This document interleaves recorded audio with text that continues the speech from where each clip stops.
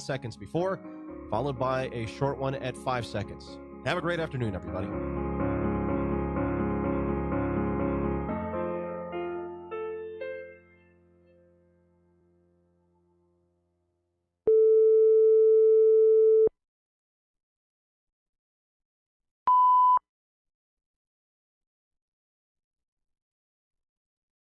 Well, Lady Gaga says she's a Christian woman and that Vice President Mike Pence represents the worst kind of Christianity. Oh, I've got some comments on this today.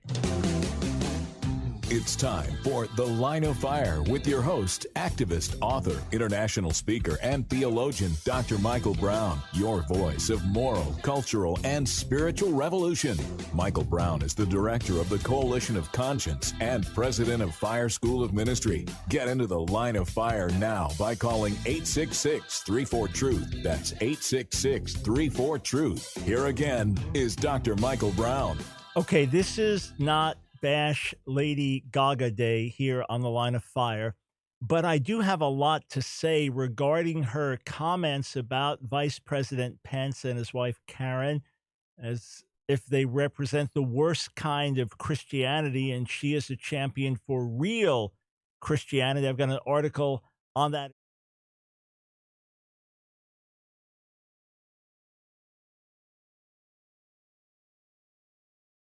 Of us.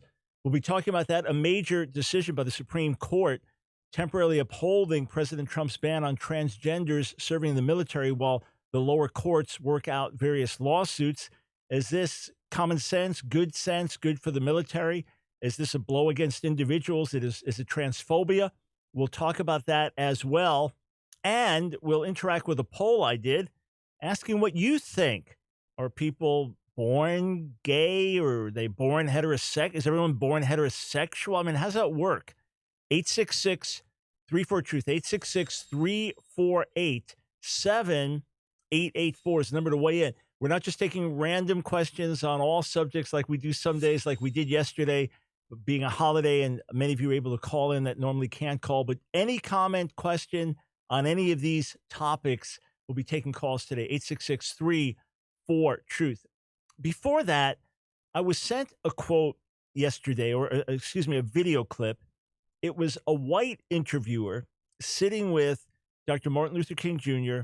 in a church building, and he asked him a question, and King gives a very articulate response, but I want to play this for you first. First, this is the question from Dr. King's interviewer. What is it about the Negro?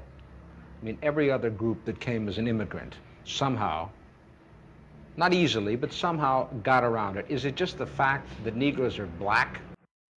All right. Now, you might say that's a pretty tone-deaf question. And it's a good thing that Dr. King was not wanting to be sarcastic or ridicule the question, because obviously, other immigrants came over in different situations and different circumstances. But of course, calmly and clearly, but forcefully, Dr. King responds. Here's the first part of his response. White America must see that no other ethnic group has been a slave on American soil. That is one thing that other immigrant groups haven't had to face. The other thing is that the color became a stigma. American society made the Negro's color a stigma. America freed the slaves in 1863 through the Emancipation Proclamation of Abraham Lincoln, but gave the slaves no land or nothing in reality, and as a matter of fact, to get started on. At the same time, America was giving away millions of acres of land in the West and the Midwest, which meant that there was a willingness to give the white peasants from Europe an economic base. And yet it refused to give its black peasants from Africa, who came here involuntarily in chains and had worked free for 244 years, any kind of economic base. And so emancipation for the Negro was really freedom to hunger. It was freedom to the winds and rains of heaven. It was freedom without food to eat or land to cultivate, and therefore it was freedom and famine at the same time. Now, when you hear that, it gives a perspective that perhaps many Americans don't think about. Look, there are Africans who have come over to America today, and they find themselves in a much better economic situation, life situation, than those that identify as African Americans that have been here through generations. In other words, they are coming in without some of the societal history. They are coming in without some of the societal handicaps. They are coming in without some of the societal obstacles. By now, to a great extent, skin color is really not an issue in America, or certainly much less an issue than it used to be. An issue on a certain level, but certainly much less than it used to be. Yet to just compare immigrants, look, my grandparents came over from Russia as immigrants, and the next generation, my dad worked his way through college and ended up being the senior law assistant in the New York Supreme Court, narrowly missed out becoming a Supreme Court judge. Those are the very next generation. There were not the same types of obstacles to overcome. And Dr. King, this was May 1967, does well to point that out to the interviewer. So yes, the color itself became a stigma, and the interviewer did touch on that, but the circumstances of immigration were far different. Okay, one more clip from Dr. King. And when white Americans tell the Negro to lift himself by his own bootstraps, they don't look over the legacy of slavery and segregation. I believe we ought to do all we can and seek to lift ourselves by our own bootstraps, but it's a cruel jest to say to a bootless man that he ought to lift himself by his own bootstraps. And many Negroes, by the thousands and millions, have been left bootless as a result of all of these years of oppression, and as a result of a society that deliberately made his color a stigma and something worthless and degrading. Yeah, I think it's hard to argue with those comments historically. And to the extent some of the issues still remain, be they through the welfare system, be they through other issues historically, whatever we can continue to do together to make a level playing field as much as possible. And look, this is not just a color issue. This has to do with poverty in general. That has to do with broken homes in general. A lot of people are born into this world with two strikes against them, and it takes an extraordinary individual to overcome all those obstacles. At least that should concern us together as a society. So yesterday on Martin Luther King Day, I only made one comment in terms of some of his quotes and some of his writings. I didn't address larger issues with that. I don't walk around feeling guilty that I'm white. I don't walk around feeling guilty that I'm middle class. I don't walk around guilty that I was born in the suburbs of Long Island, suburbs of New York on Long Island. I don't feel guilty for any of that. I'm blessed, grateful.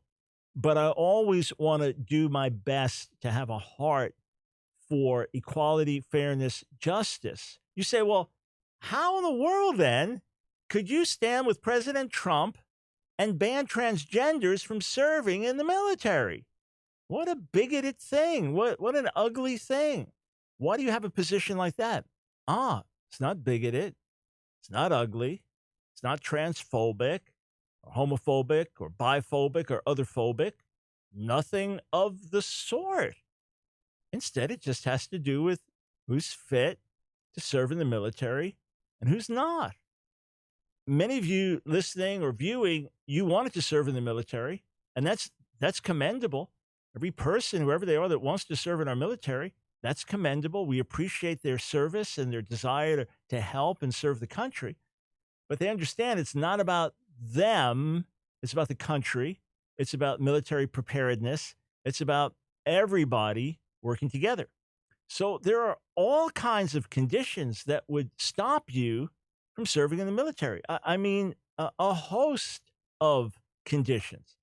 For example, if you're a diabetic, if you're someone that needs to have regular medication for a specific condition, if you are more prone to psychological disorders, any of those things would disqualify you from serving in the military.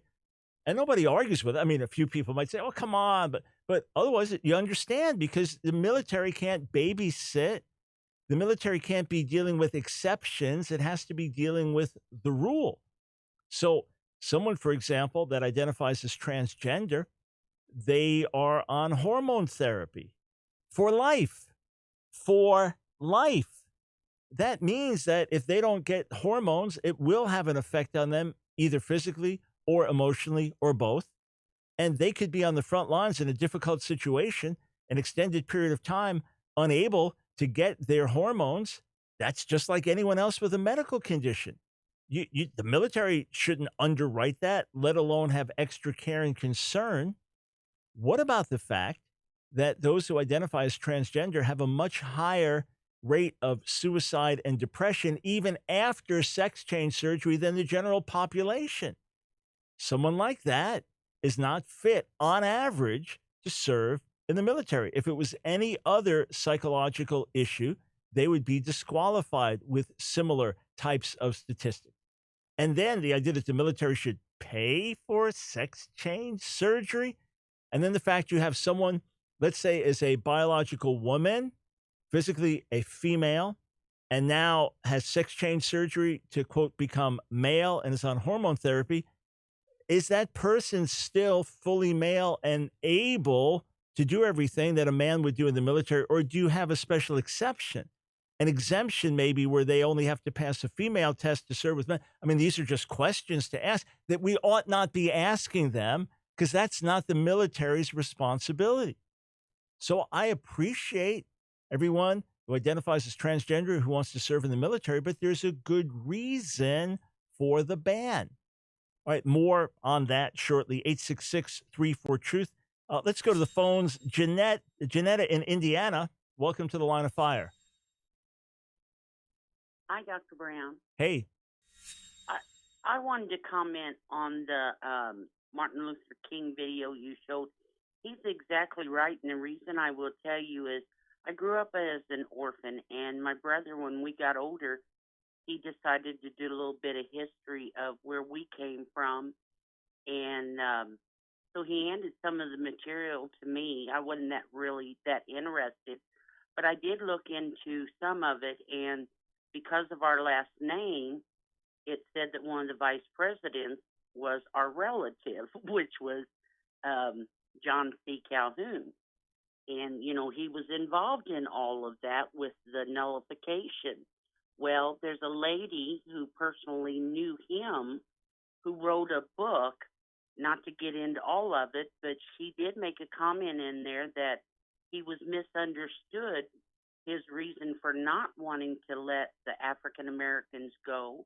And his reasoning is we were going to do them a greater injustice because they had been brought over here and become slaves, and they hadn't had the opportunity to be educated. Got it. So they were right. They'd well-intentioned, of course, to have to free slaves, but did we look at it holistically, long-term? Fair questions. But thank you. Sorry we had to cut you off. Thank you for weighing in. Much appreciated.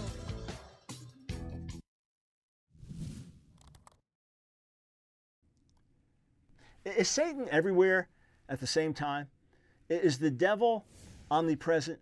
I see no scriptural emphasis on that or no scriptural backing for that whatsoever.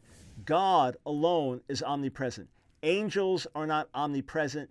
Created beings are not omnipresent. And Satan is both a created being and an angel, a fallen created being, a fallen angel. You know, in Matthew, the 4th chapter, Matthew chapter 4, verse 11, after Jesus is being tempted in the wilderness, it says this: "Then the devil left him, and behold, angels came and were ministering to him." So Satan left, angels came. Neither of them are omnipresent. Just because Satan is a spirit being, and we can't see him, you can have the feeling, well, he's omnipresent. No, only God fills the universe. Only, as it said of God in Psalm 139, where can I go from your spirit? Only of God, as it says in Jeremiah 23, that he fills heaven and earth. It's not said of Satan. Satan is not omnipresent.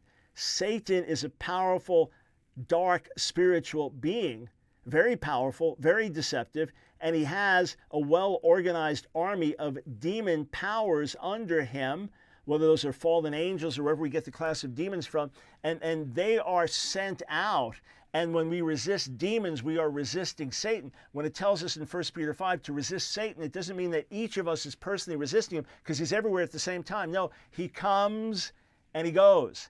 Just like in Matthew, the 4th chapter, he leaves and looks for more opportune time. Satan is not omnipresent.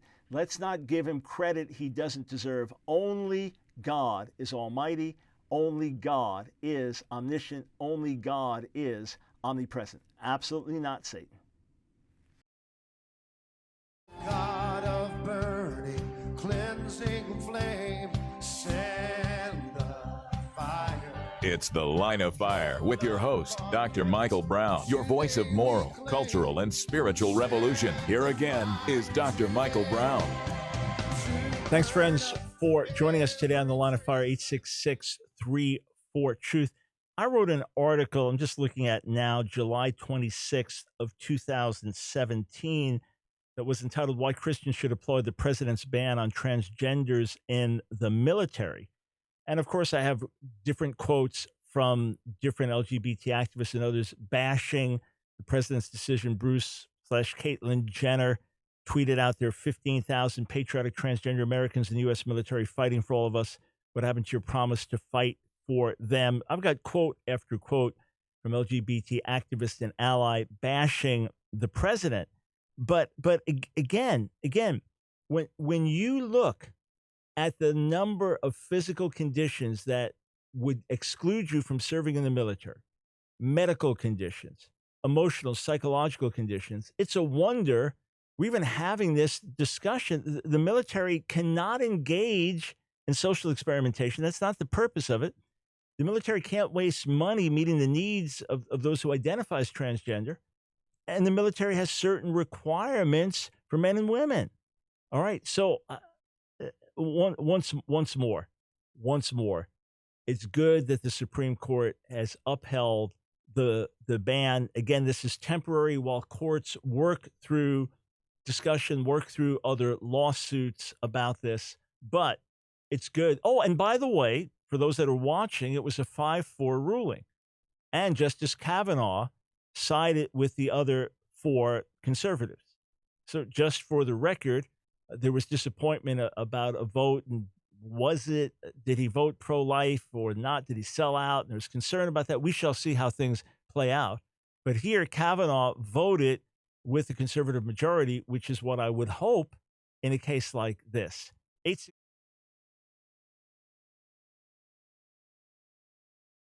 Clip I played from Dr. King. We go to Texas. James, welcome to The Line of Fire. Thank you, Dr. Brown. I wanted to point out quickly, just in regards to the African American experience, I think that it was more of a holistic approach, in the sense that they were denied their religion, their names, those things that make you a human being. And even today, when an African American references themselves in regards to their last name, it's the name of their slave owner. And following slavery, there was institutionalized systems put in place to reinforce the dehumanization of the individual, which can have long-term effects. So I just wanted to make that distinction and point that out, that those are some things. There's a lot of responsibility on the African American and the community to better itself, but there are some long-standing obstacles in the way that still have not been dealt with. Yeah, and that's where, sir, I think awareness is important. Look, I'll give you an example to be totally candid. I grew up when I was in New York City, going in a school system. It was a totally mixed school system. One of my best friends was a black kid in the school. I mean, we're just like kindergarten, you know? And in that sense, we were pretty colorblind growing up in that environment. When I moved out to Long Island, my first organ teacher was a gay man, and he would come over with his partner, and they'd have dinner with us some nights. And then after that, so I grew up in a home that was anything but homophobic. And then my next organ teacher was a black man married to a white woman. So this is in the early mid-'60s. And I remember my parents telling me they lost friends, family members turned against them. That was my organ teacher. So I grew up in an environment where racism was never an issue. And then as a believer, of course, working around the world with believers in other countries, And I've got some dear friends who are black pastors and leaders, and they never took on a victim mentality and weren't sympathetic to a victim mentality.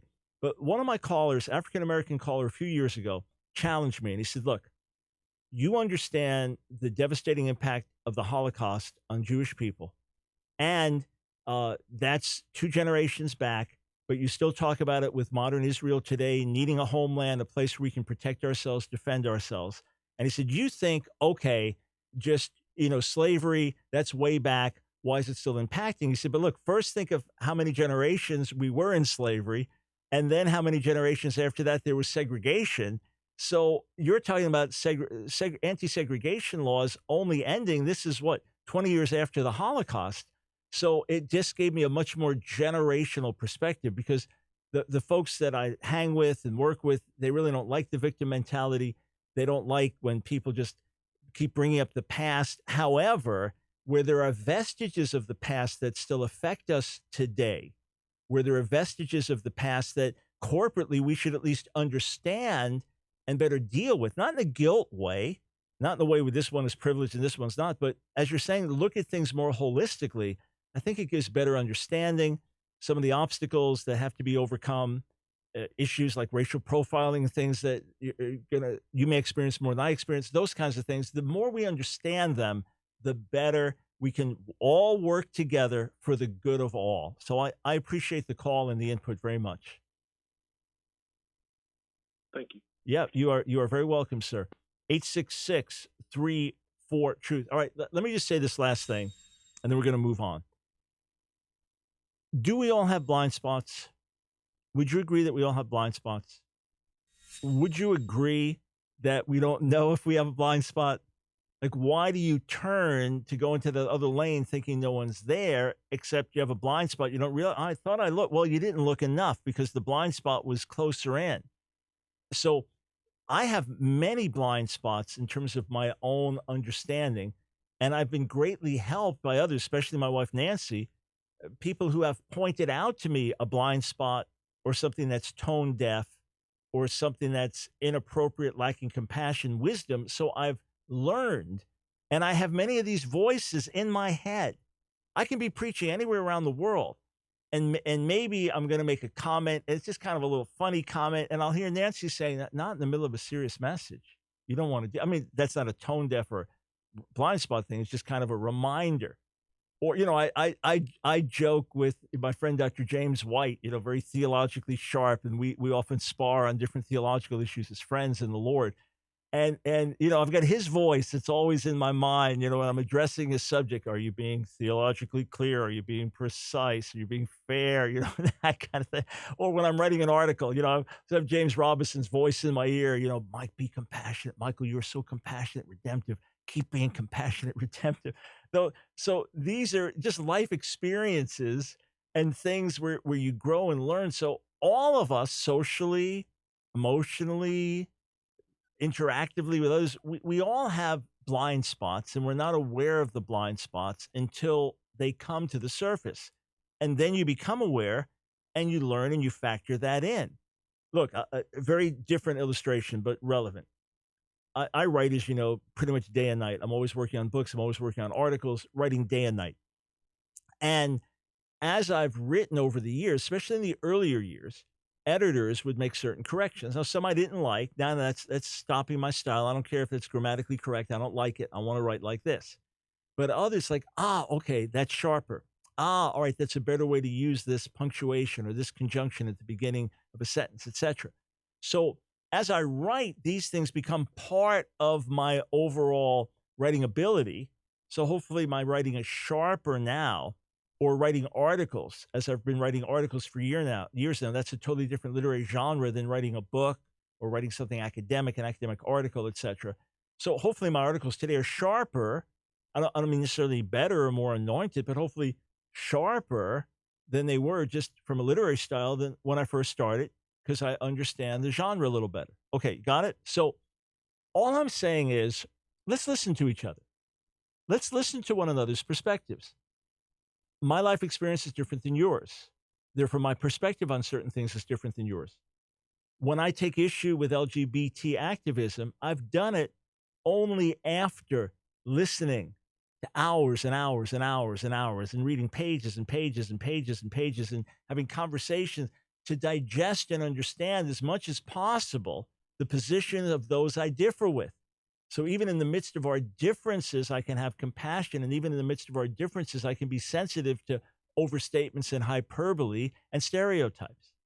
So we, years ago, as a Line of Fire community, tackled really difficult, divisive issues. I don't know how many radio shows were able to do what we did, but we as a community talked through the issues from all our different ethnic and racial perspectives, like the killing of Trayvon Martin by George Zimmerman and Zimmerman being acquitted by the jury, and other volatile cases like that. We talked honestly and openly on the Line of Fire, did we not? And you gave me great input, many wonderful calls, and I was candid with you as well. And one of my kind of soundbite conclusions in terms of respective blind spots, that white Americans often don't see racism when it is there. And Black Americans often see racism when it isn't there, based on both of our unique life experiences. So that cues me in to look extra. You're about to turn. Look over your shoulder extra. So in this case, listen a little more, be a little more sensitive, realize that there may be something you're not seeing because of your life experience. Then to my Black American friends, listen also and look again. Maybe it's not what you think it is. And this is a way that we grow together, because my goal is to love God with all my heart and to love you, my neighbor, as myself. To the extent I can understand your life and your experience, all the more can I love you as myself, because I understand myself decently well, right? But to the extent I can understand your life, your experience, then I can better be a neighbor to you. Does that sound like gospel? All right, we will be right back. Lady Gaga goes after Vice President Mike Pence.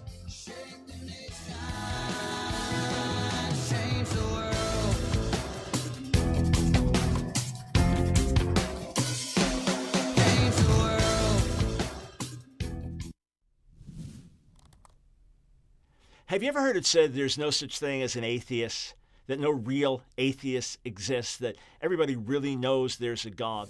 Well, I don't agree with that. And my wife, Nancy, who was an atheist when we met at 19 and a hardcore atheist at that, had been ever since she was maybe 8 years old. She absolutely takes offense in that statement. Now, if you mean scientifically, that it's impossible to prove the non-existence of God and therefore you cannot scientifically demonstrate that. Okay, that's another subject.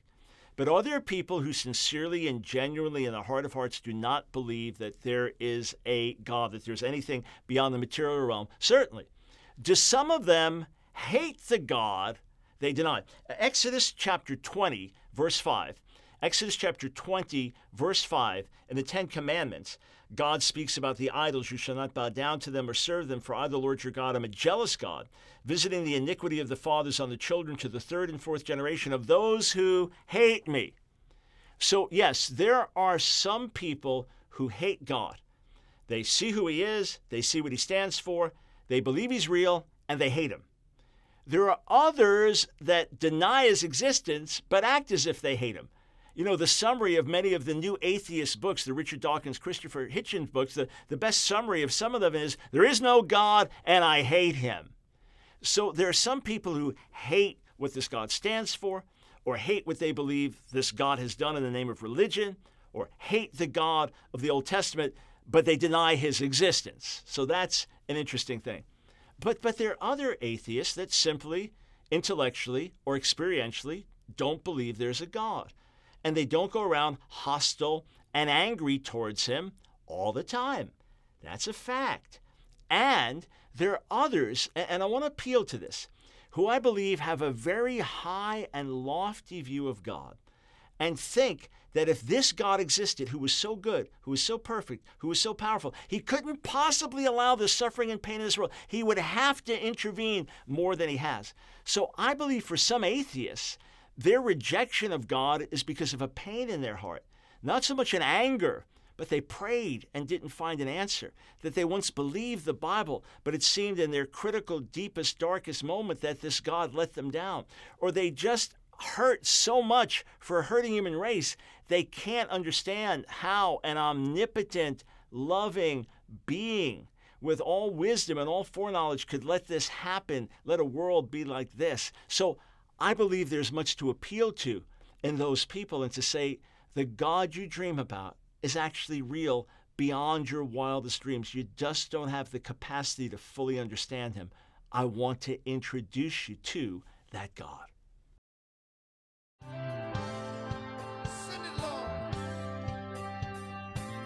It's The Line of Fire with your host, Dr. Michael Brown. Get into the line of fire now by calling 866-34-TRUTH. Here again is Dr. Michael Brown. You know what's nice about having your own live radio show? You can just make a decision on the spot and do it. I think I'm going to give away another copy of my new book, The Power of Music, God's Call to Change the World, one song at a time. Don't call yet. I'll tell you when.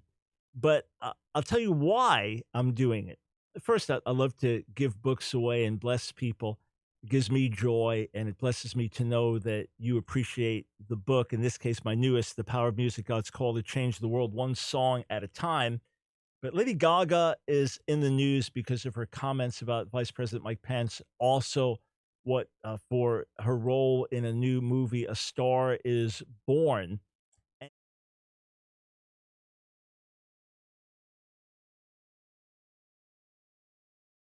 Written songs with a social and cultural edge, that she's not just a gifted singer and musician and songwriter. Whether you like her or not, she's certainly gifted.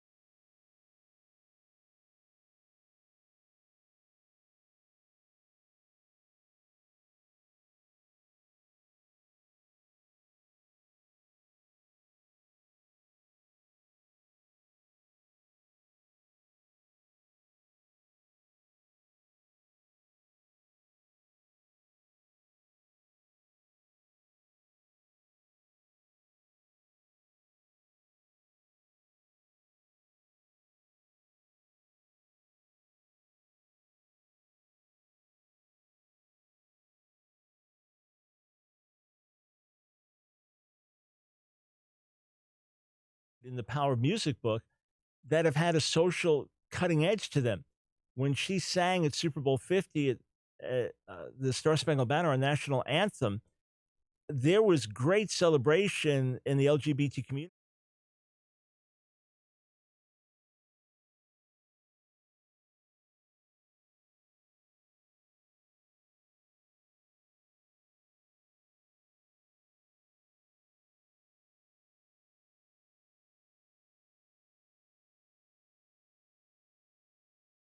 This is the mindset, cultural icon, and I believe that whatever her own upbringing was, whatever her own experiences were, be it sexual abuse, be it other things, be it rejection, that she really does have a heart for the marginalized and outcast, but obviously not based on biblical principles and not based fully on God's heart.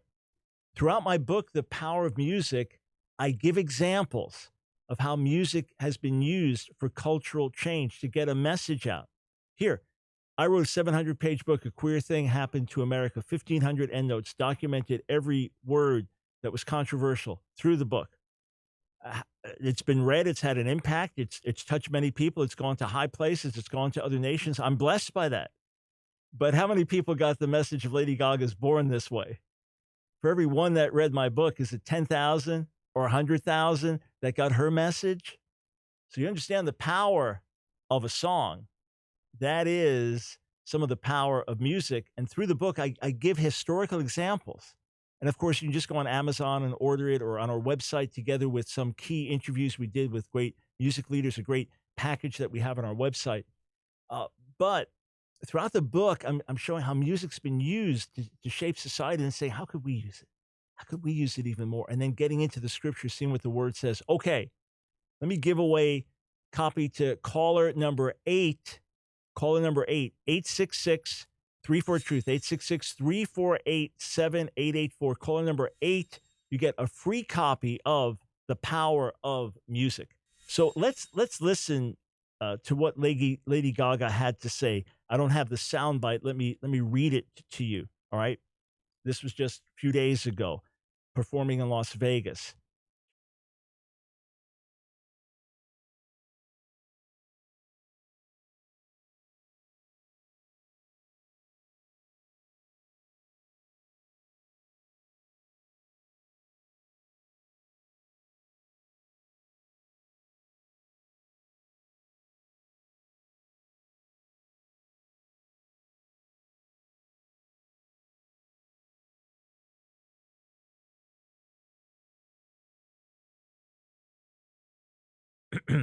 Okay.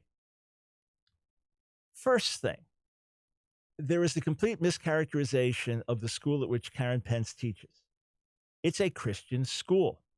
It is not banning people, but behavior. That's all. If there is a 16-year-old guy and he's sleeping with his girlfriend and they're out and proud about it, they would not be allowed to attend the school, no matter how Christian the parents claim to be. We do have a winner, so thank you. Maybe we'll give away one more book before the show is up, but we do have a winner. Thanks. So if somebody was like me when I was 15 years old, heavy drug user, that person would not be allowed in the school. If someone says, I feel attracted to the same sex, I don't like it, I don't want to act on it, I love Jesus, and I'm living a holy and clean life, well, of course you can come. Of course you can come. You're not excluded. But if you say, hey, I'm out and proud, and I got a partner, and we're sexually active, of course you can't go to a Christian school, a truly Christian school. Of course. Obviously not. In what sense, then, is it Christian?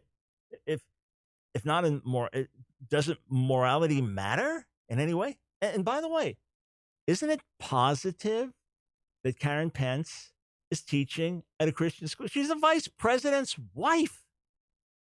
They don't need the money, I'm sure. She could go on a speaking tour and bring in a ton of money compared to teaching at a Christian school. And who knows if she's even getting paid to do it. You may know. I don't know.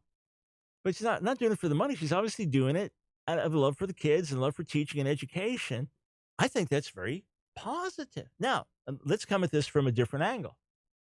What if you were, let's say we have a Muslim in the Senate, all right, or a Muslim in the House of Representatives.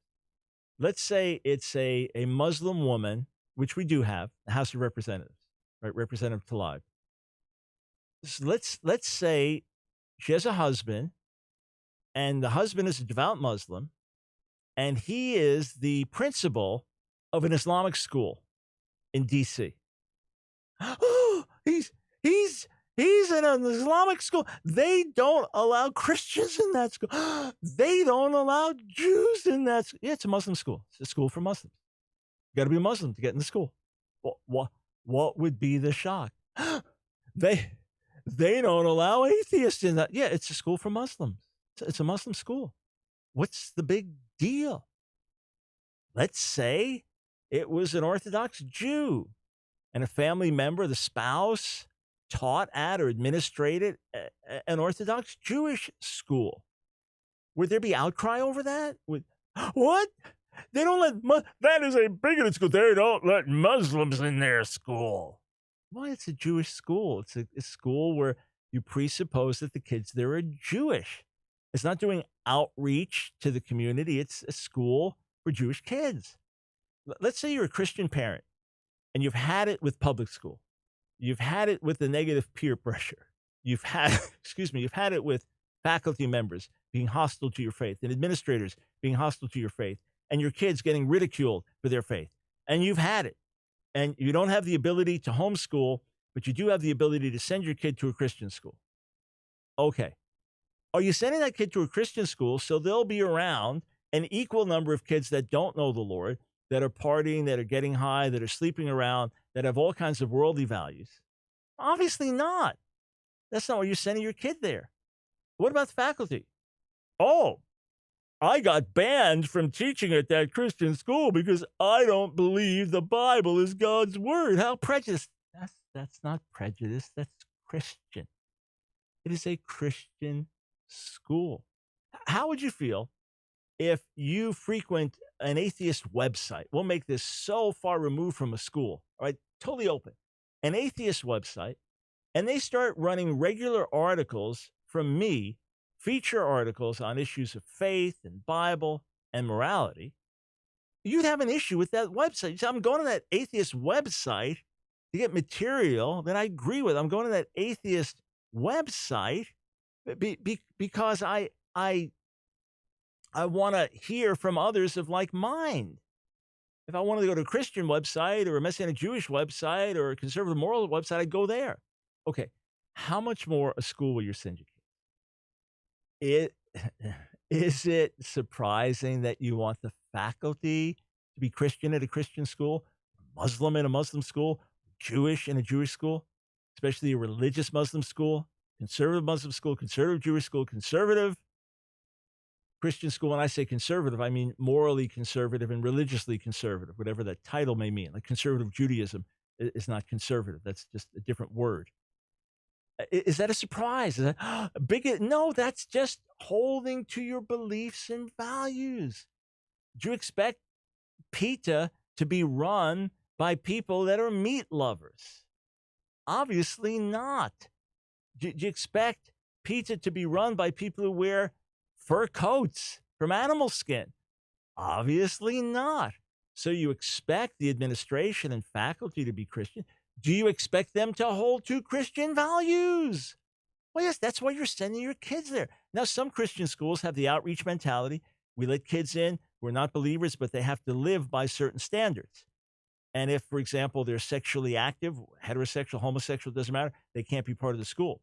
Or if they're engaging in substance abuse in an ongoing way and they don't stop, they can't be part of the school. But we welcome others in and we try to reach out to them. Well, many Christian schools do that. Many Christian schools couldn't even exist economically without opening those doors. It does dilute the overall atmosphere. But as long as you require everyone to live by certain standards, then others are sending their kids there to be in a certain environment that we believe in. So there is a media onslaught of misinformation. Why? Because there is a left-wing attack on the Christian faith. There is a left-wing attack on the Bible. And look, if Mike Pence was president, he wouldn't do a lot of the things that Donald Trump does, and hence would not have enemies because of that. But you better believe he'd have even other more aggressive enemies because of his Christian faith. We'll be right back.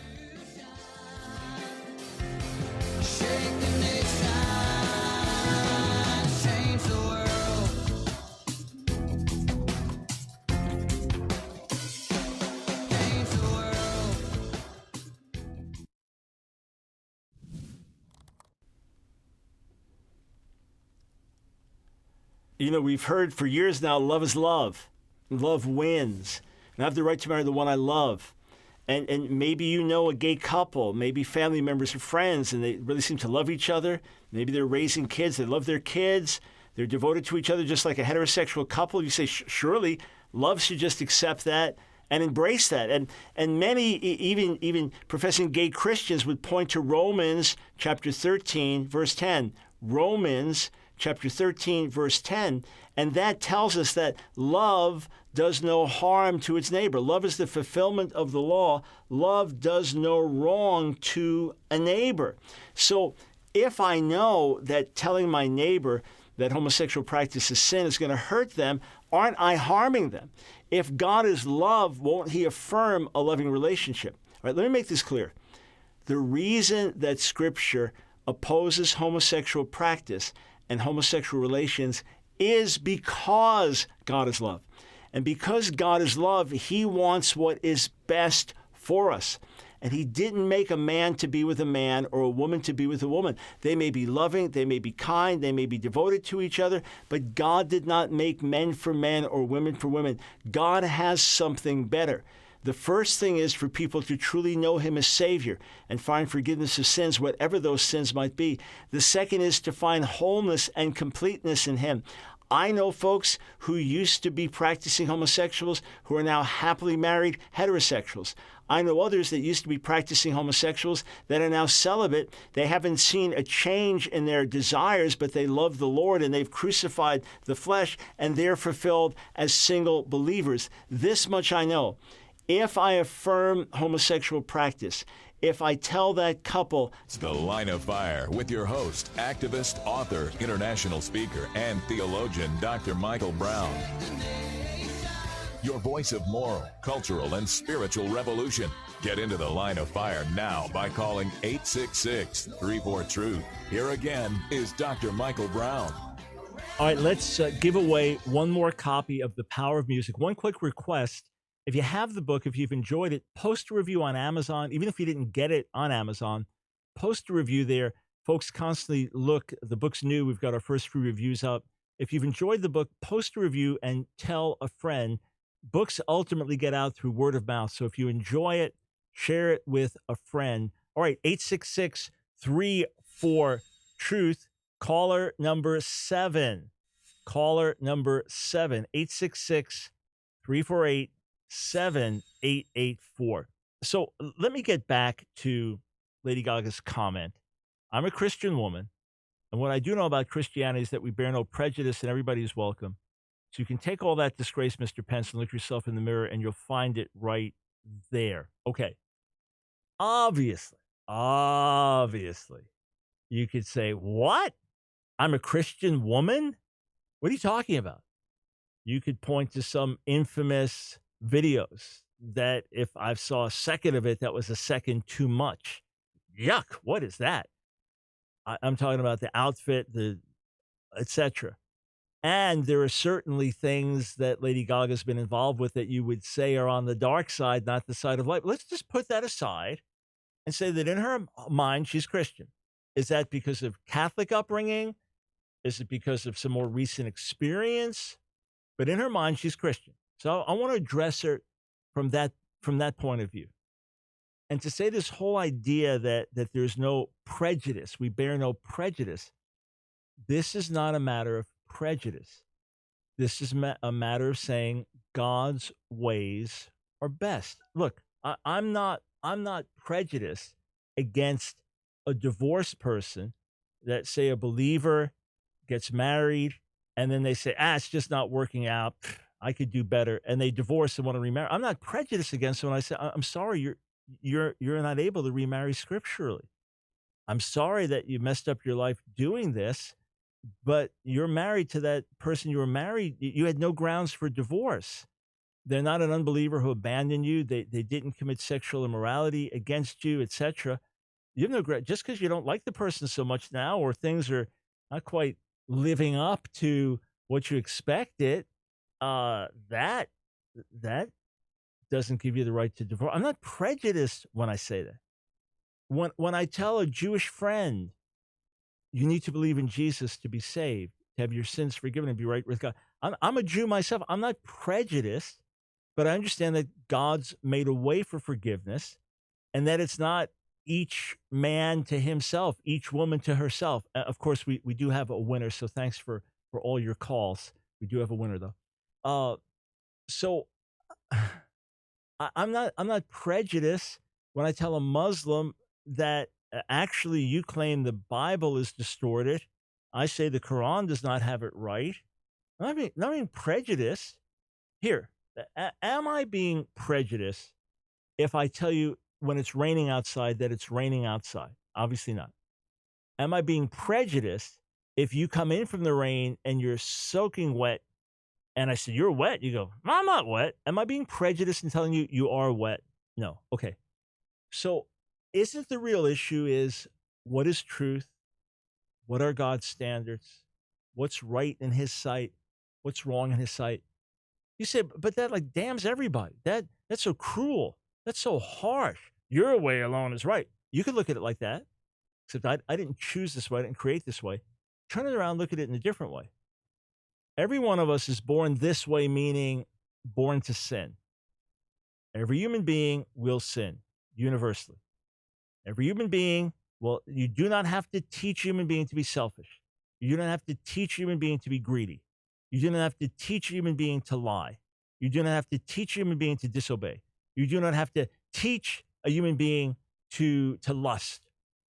These things come naturally to us because we are a fallen race. We may not be held responsible for our sin or understand the difference between right or wrong until we reach a certain age. The Bible certainly talks about that without giving a specific age. But certainly, every human being is born fallen and flawed. Now, I did a little survey on Twitter, and I asked my Twitter followers, who, of course, are largely conservative, what do you believe, generally speaking? This is not absolute every case, but generally speaking. One, we're all born heterosexual by nature. So again, we're not talking about intersex or something like that where there's ambiguity. We're all born heterosexual by nature. Two, some are born heterosexual, others homosexual or trans, etc. Three, we're all born as sexual blanks, and we develop based on culture and experience. Four, not sure.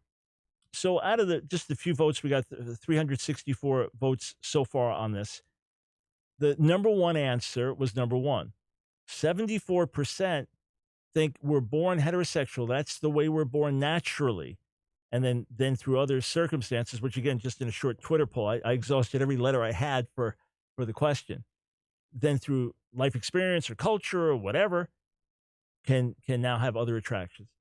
Second possibility, some straight, some LGBT. Now, what's interesting is despite the massive media campaign that you're born gay, you're born this way, you're born transgender, etc., despite that, still, the vast majority of people that relate to me on Twitter are not buying that. And there is no scientific, reputable evidence to support it. Are people born perhaps with a propensity to go in a certain direction or more likely to go in a certain direction? Oh, yeah. No one's arguing that. But in terms of, quote, being born gay, no scientific, reputable evidence for that. And then third choice, that people are just born sexual blanks, only 4% believe that. In other words, overwhelmingly, they believe we are born by nature heterosexual. In other words, if you put all new babies in a brand new environment, right? So they're all these babies are born, and let's say they're raised in a setting where you have a man and a woman taking care of them, but not relating to them specifically, like, old boys like boys' toys, girls like girls' toys, or dressing all the boys in blue and all the girls in pink. Let's say it's all kind of neutral, that just generically, as the kids are growing, that the vast majority of the boys would be attracted to boys and girls to girls. Okay, so that's still the preponderant belief. And then fourth option, not sure, 9% said that. Now, again, all I was asking when I do a poll, I'm not trying to determine truth. I'm trying to determine, what do you think? That's what the poll is. What do you think? What's your viewpoint? What's your understanding? Not what's scientifically correct or true. But my point now is this. If it is clear in God's word that marriage is the union of one man and one woman for life, not two men, two women, or any multiple combination in terms of God's ideal. Polygamy is not even God's ideal. When I say not even, at least it's male-female, and there's the ability to procreate and the ability to join children with a mother and father, which is very important sociologically and for many other reasons. But God's ideal, if we can show clearly it's one man, one woman, and that marriage in his sight is not two men or two women or three or four or whatever, if we can show that, then it's righteous for us to hold to that, but to say, hey, God loves everyone.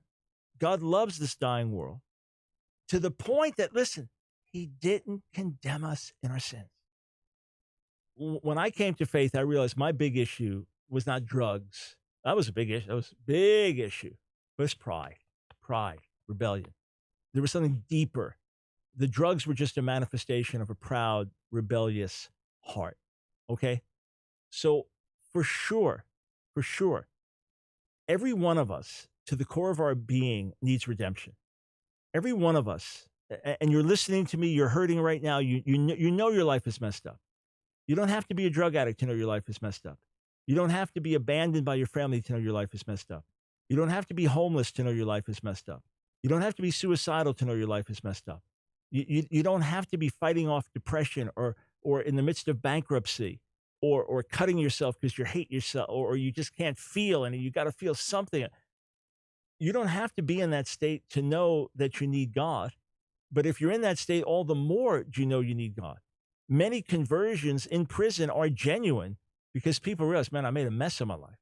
Others are just convenient. Well, this will help me with parole officers or give me better standing when I get out, etc.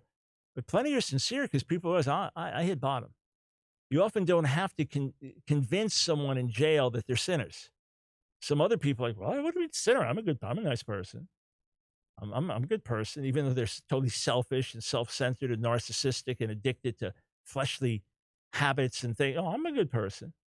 No, in God's sight, none of us are good. In ourselves, none of us. It's like this. Like I said to a rabbi friend in a debate one time, you can drown in 10 feet of water as easily as you can drown in 50 feet of water. In other words, if you're in over your head, you drown. So you may be relatively good compared to someone else. You may be like the one drowning in 10 feet of water. Maybe I was like the one drowning in 50 feet of water. Maybe someone else like the one drowning in 100 feet of water, but we're all drowning. We all have a death sentence. We all need help and mercy. God's heart is so big that rather than condemn us, he comes into our world. He sends his own son, bearing his very presence and image, into our world to pay for all the things we did. Can you imagine that? All our crimes, all our transgressions, all our evil. He paid for all of it. And if we put our faith in him, he gives us absolute forgiveness freely forgives and gives us a new heart and changes us on the inside out. Lady Gaga, that's what you need. That's what your followers and fans need. That's what we all need. If you realize that's what you need, go to our website, askdrbrown.org. Write to us and say, what do I need to do to get right with God? Askdrbrown.org. We would love to help you.